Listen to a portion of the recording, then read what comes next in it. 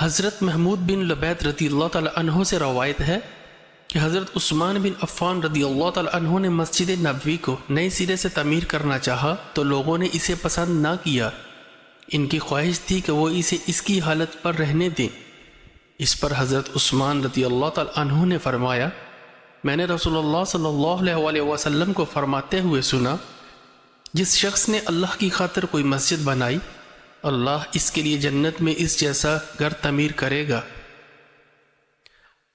عبدالعزیز بن مسلم اور مالک بن انس نے اپنی سندوں سے عبداللہ بن دینار سے روایت کی۔ انہوں نے حضرت ابن عمر رضی اللہ تعالیٰ عنہما سے روایت کی۔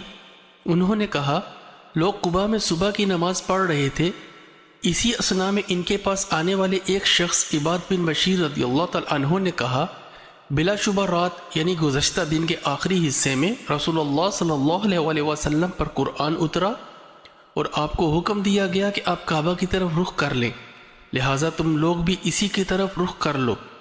ان کے رخ شام کی طرف تھے، تو اسی وقت وہ سب کعبہ کی طرف گھوم گئے۔